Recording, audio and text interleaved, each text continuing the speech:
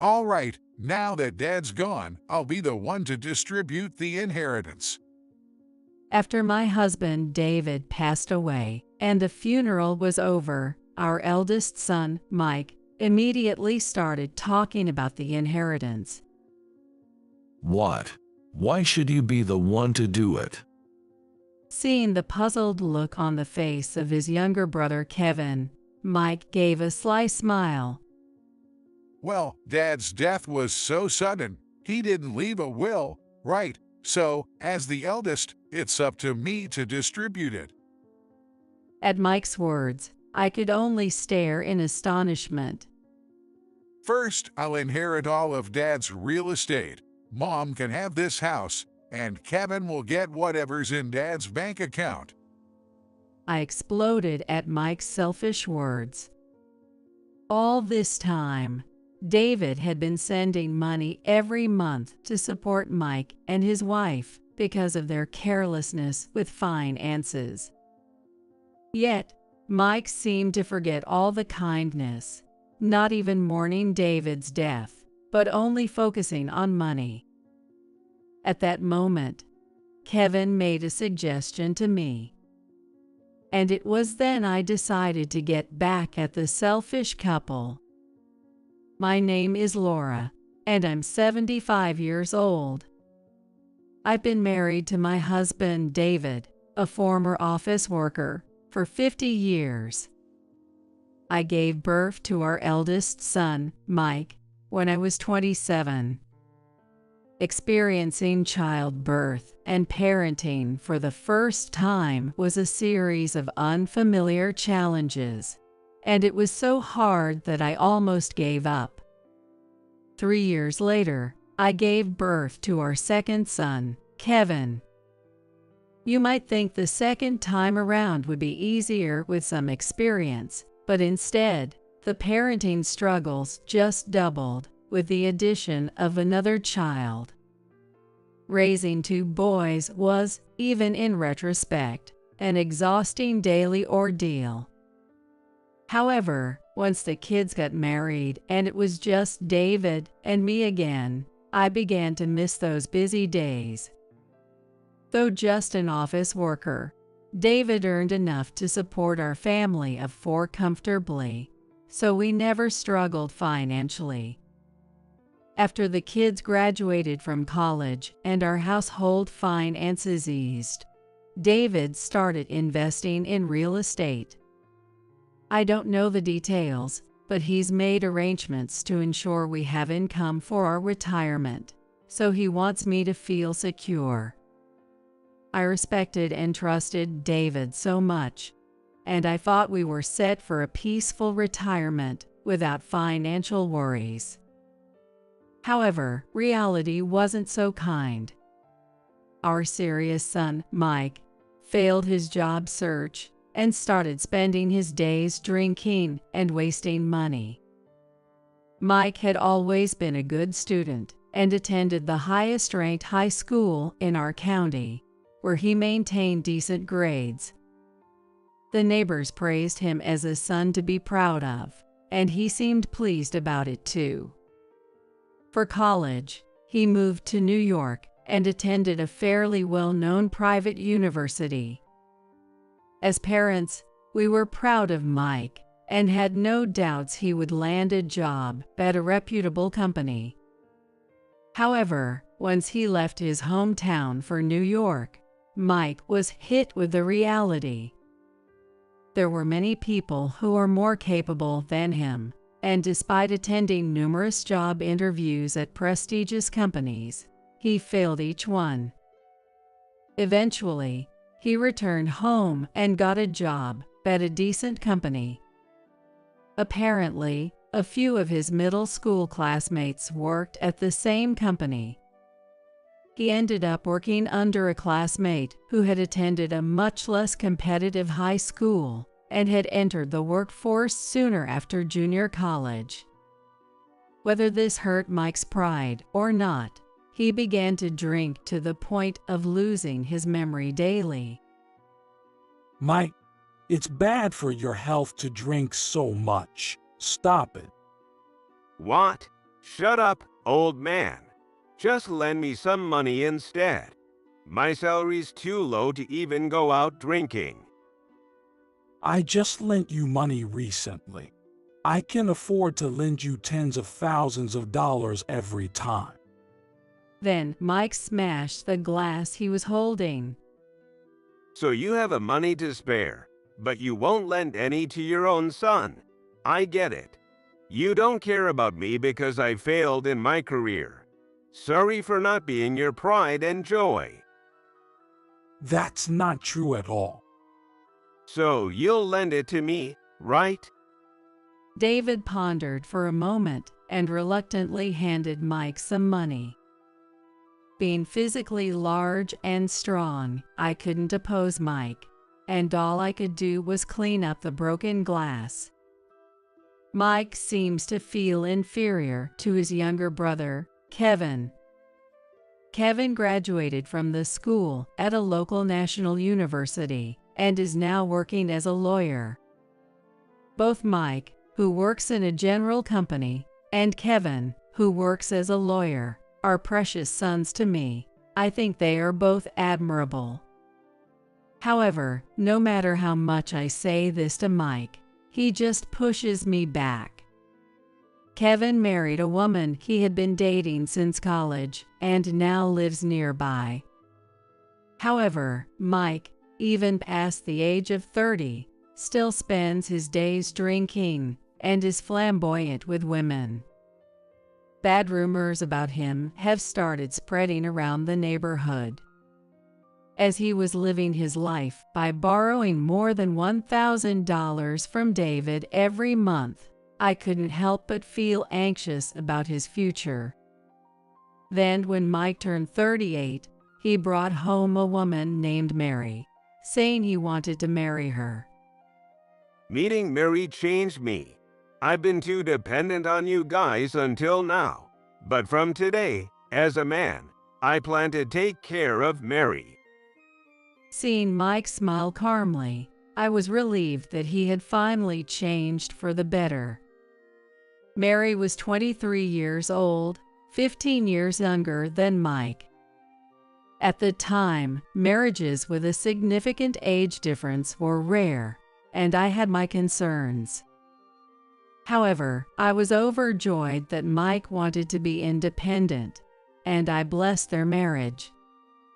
But that was a mistake. Mary turned out to be very extravagant with money. 2 weeks after they got married, Mike and Mary came to our house and asked for money. We're planning a honeymoon trip, but we're short on cash. Could you lend us some? Where are you planning to go? Mary wants to go to Italy. Mike and Mary were looking at each other happily. Italy's far and travel is expensive, right? Why not choose something more within your means, like a domestic trip? What? A domestic trip for a honeymoon? Unbelievable. It's a once-in-a-lifetime thing. Isn't it normal to fly first class to go abroad? David, you're wealthy. Why are you being stingy? If you have the money, just lend it to us right away. Mary said this without any shame. Mike didn't reprimand her. Instead, he nodded deeply in agreement with her words. Really, Dad has always been stingy. You have the money, so stop being so tight. Mom and you don't really spend much anyway, right? Exactly. It's a waste not to use money. We'll spend it for you. Seeing Mary's beaming smile gave me a headache. Mary was unlike anyone I had ever met before, and I didn't know how to deal with her. The two of them wouldn't listen and kept saying it was natural for David, who has money, to share it with them since they don't have any. Not just for the honeymoon, but they would often run out of money and come to our house asking for loans. Before I knew it, David had started sending money to Mike and Mary every month, like an allowance. When will this kind of life end? David was exhausted as he muttered that. Although our younger son Kevin tried to talk sense into Mike, Mike avoided him, wouldn't answer calls, and didn't reply to emails. Ultimately, even after Mike turned 40, David continued the financial support. Suddenly, that way of life came to an abrupt end. David passed away from an aortic dissection without any warning. I couldn't accept this sudden departure. No matter what I was doing, memories of David would flood back, and I couldn't stop the tears. While I was consumed by grief, it was Kevin who took care of the funeral arrangements and other necessary tasks. Despite his own grief, Kevin managed everything from arranging the funeral home to contacting relatives, ensuring the funeral went smoothly. Surrounded by former colleagues, neighbors, and longtime friends, David was sent off to heaven. Then, back home from the funeral home, as we sat drinking tea as a family, Mike suddenly stood up. All right, now that Dad's gone, I'll be the one to distribute the inheritance. What? Why should you be the one to do it? Well, Dad's death was so sudden, he didn't leave a will, right? So, as the eldest, it's up to me to distribute it. I was dumbstruck and could only stare at Mike as he spoke. First, I'll inherit all of Dad's real estate. Mom can have this house, and Kevin will get whatever's in Dad's bank account. There isn't much money in David's account. At most, about $5,000. The several $100,000 David had saved over the years, as a frugal man, had all been converted into allowances for Mike and Mary.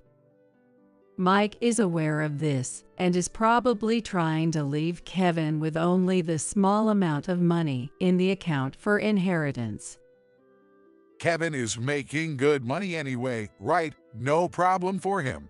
And Mom, you don't have much longer to go, so you don't need money, and I'll take it. Okay. I exploded at Mike's selfish words. So, no more financial support from now on. What?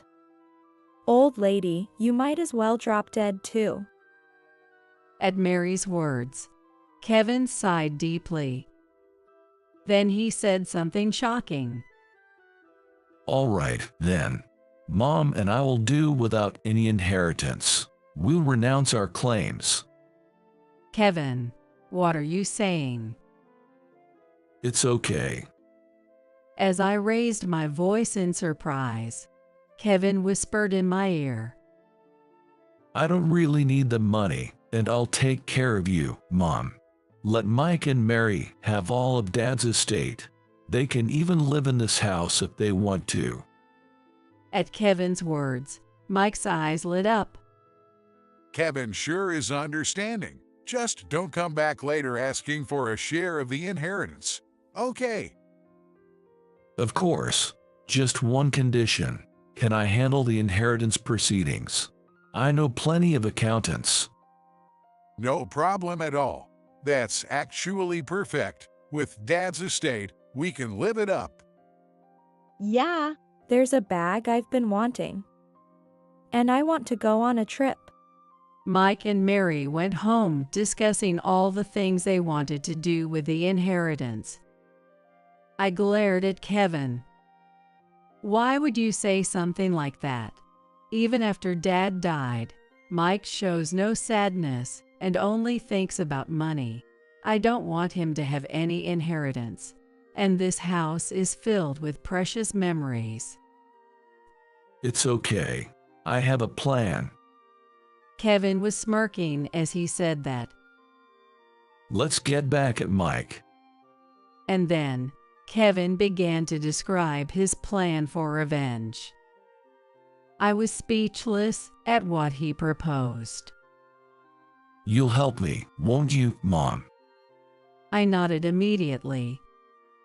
After all this time, Mike has squandered David's money and hasn't even shown grief at his passing. I no longer love Mike as a son.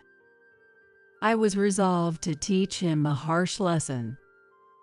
3 months later, I had moved into Kevin and his wife's house. All the inheritance is settled, and all of Dad's estate has gone to Mike.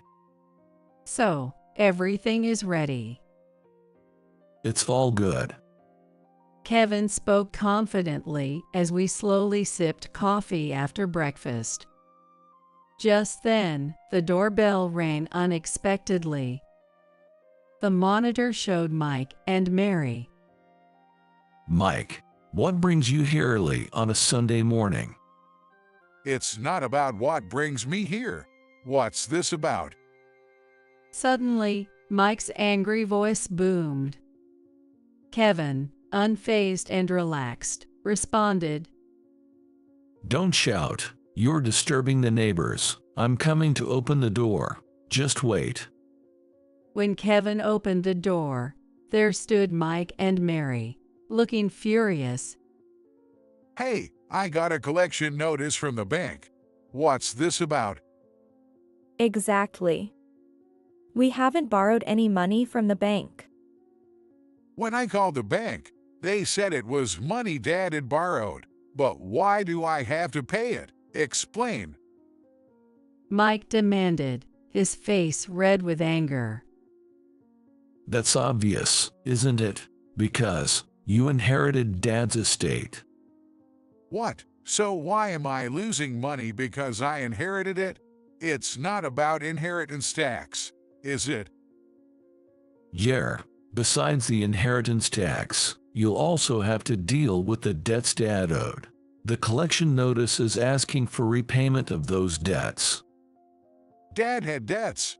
What are you talking about? Dad was wealthy, wasn't he? His apartments were worth millions of dollars, and he was making tens of thousands every month in rent. Kevin shrugged in exasperation. He wasn't exactly in debt. He had taken out loans. It's common among those who invest in real estate. You borrow money from the bank to buy properties and then pay it back with a rental income. On the day of Dad's funeral, after Mike and Mary had left, Kevin had told me about David's debts. Just 2 months before he passed, he had purchased an apartment worth over $500,000 and had a substantial amount to repay to the bank. Debts are also inherited, so it was suggested that it might be better to renounce the inheritance, and I asked Kevin to handle the proceedings. If Mom and I claim the inheritance as well, the debt would have been split 3 ways. But since you wanted to inherit everything, Mike, you end up inheriting all the debts as well. What? What's that all about? Pretending to be rich, but actually just borrowing from the bank. What a pretentious old man. How can you say such a thing? As I glared at Mary for her words, she clicked her tongue loudly. Don't get so mad. It's not just any debt. It was a loan. There's rental income, so just make the monthly payments. It's because we don't have that kind of money that I'm angry. We thought we were going to get a lot of money and even went on a trip yesterday. We've already spent all our savings, so we don't have any money to pay the bank. You guys should pay it instead. Ignoring Mike and Mary's demands, Kevin tilted his head. Why should I have to pay? Isn't the rental income due soon? We can't wait for that. There are also credit card bills, and it's not enough. That's your responsibility for spending all the money, isn't it? Why do Mom and I have to clean up your mess? At Kevin's exasperated tone, Mike and Mary frowned. Stop acting so superior. You've always belittled me. Don't look down on me. I'm not looking down on you. It's just common sense, isn't it? If you don't live within your means, you'll end up regretting it. At Kevin's words, Mike twisted his face in frustration. I've got it. At that moment, Mary, who was next to Mike, smiled broadly as she said that. If there's debt anyway, maybe we should just renounce the inheritance, right? If Laura could do it, so can Mike. Exactly. You're smart. I'll renounce the inheritance too. Kevin, you handle the paperwork. At Mike's words, Kevin grinned mischievously. Unfortunately, you can no longer renounce the inheritance. You can only do so within 3 months. It's been over 3 months since Dad passed away, so Mike, you have no choice but to inherit everything. What? That's unfair. That's right. Just getting yourselves out of the debt, you cowards. I had to suppress my laughter as Mike and Mary stomped their feet in frustration. I hadn't expected everything to go exactly as Kevin had said. Kevin had intentionally waited until the 3 months passed, claiming that the inheritance procedures were taking time to make sure Mike would inherit everything, including the debts. And the moment the 3 months were up, he informed them about the estate, ensuring they couldn't renounce the inheritance. Legally, only Mike needs to pay back the debt, so we're out of it. If repayment is tough, why not sell the condo and turn it into cash? If we do that, we'll lose the passive income. That's true. You either continue paying the mortgage with a rental income or sell the condo now and pay off the debt. It's up to you to decide, Mike. Mike was fidgeting irritably. Now that you understand what the collection notice means, can you leave? It's still early in the morning, and I don't want my day off ruined.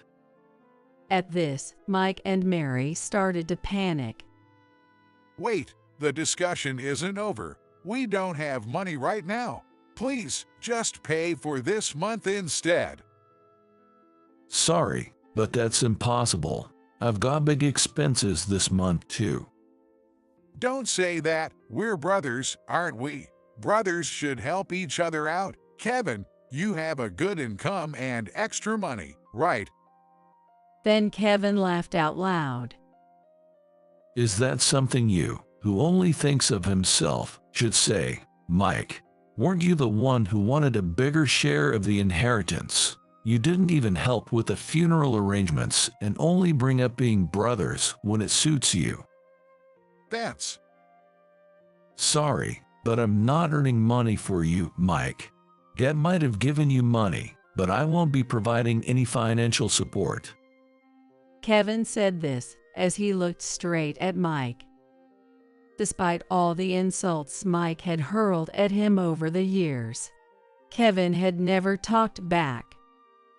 But it seemed he had been holding back stress all this time. The tone of Kevin's voice, colder than I had ever heard, revealed how much he disliked Mike, who did nothing but play and never made any effort. When Mike realized Kevin wouldn't help, he turned to me in desperation. Mom, please, can you lend me just a little money? No way. Don't say that. I have an idea. Let's live together. Then we can use your pension to pay the bank, and you won't have to worry about your living expenses, right? Mary looked at me with sparkling eyes as if she had just proposed a brilliant plan, but I had reached my limit. Cut it out. How could I possibly live with someone who told me to just drop dead? Mary was just joking. Mom, she couldn't have been serious. Yes, it was just a joke. Don't be mad. Mike and Mary were sweating as they desperately grabbed my shoulders. Mom, you must be worried about your retirement, right? You've been a homemaker all your life, so you probably don't have much savings, and I'm working so we won't struggle for food or shelter. Sorry, but I'm not struggling for money.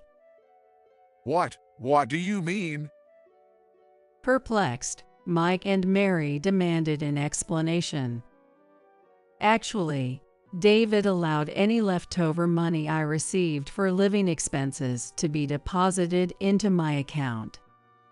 He told me I could spend it as I pleased, but since I didn't really want anything, it just kept accumulating. Now I have nearly $200,000 saved. If you have that much money, then lend some to me. Your son is struggling here, Mom. I was dismayed by Mike's pleading. Can you stop? You didn't even grieve when David passed away, so don't call yourself my son. I told you I won't assist you financially anymore, so I'm not giving you any money. Please, listen, I've been quiet about it, but I have debts. I wanted a larger inheritance to pay them off. I'm already struggling to make the repayments, and I can't afford to take on Dad's debts too.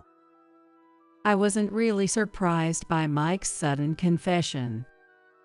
Despite having an income of around $30,000, he went on overseas trips and dressed in branded clothes from head to toe. I thought the money David lent him wouldn't have been enough. No wonder you're always thinking about money. If you have debt, you should be living more modestly and focusing on paying it back. Despite their debts, Mike and Mary were indulging in luxuries like buying designer bags. They probably used the money they got from David to pay off their debts. It seems they were naively thinking that once they got the inheritance, they could pay off all their debts and then relax. Mom, help me out. I admit I've been bad in the past. We'll take care of you in your old age. We'll do anything. I don't need you to look after me in my old age. I have enough money to afford a nursing home, and I have Kevin. That's right. Don't worry, Mom. I'll take care of you. Mike, you should just think about yourself. Damn it. Why is this happening? Mike pounded the floor with his fists repeatedly. Kevin grabbed his arm and led him to the entrance. Can you please not involve us anymore? Bye now. Hey, are you really kicking us out? The conversation isn't over yet. At least lend me the money for this month's debt repayment. Kevin and I exchanged exasperated glances. All the debts are your responsibility. If you had discussed this with us sooner, we could have helped a bit more, but we can't be kind to someone who tries to swindle money like you. By the way, even if we're family, lying to borrow money and not paying it back could be considered fraud. You should be grateful you're not being sued. Fraud. That's not what I intended at all. Mary covered her mouth and trembled. After realizing what they had done, Mike and Mary quieted down, and Kevin pushed them out the door. Wait, Kevin, Mom, I was wrong. Please help me. Please. Don't be mean. Forgive me. I'm sorry. Mike and Mary were apologizing loudly like schoolchildren, but we didn't respond at all. Perhaps embarrassed by the neighbors' glances, they reluctantly went back home. It seems Mike and Mary ended up selling the condo. But as Kevin predicted, the selling price was lower than the purchase price, and they still have about $50,000 in debt left. Originally, Mike had about $200,000 in debt and seems to have filed for bankruptcy due to difficulty in repaying it. Their house, car, and designer items were seized, and now they are living in a rundown apartment without a bath. And when Mary, who was only after the money, realized they wouldn't get the inheritance, she immediately asked Mike for a divorce. You can't just divorce me when things get tough. Mike refused to divorce. They are still arguing about whether to divorce or not, and the situation seems to have gotten quite messy. And I, surprisingly, was able to get back the house I shared with David. The house was put up for sale, and Kevin bought it for me. Honestly, it's a bit old because it's been years since it was built, but it's a precious home where I lived with David and our children.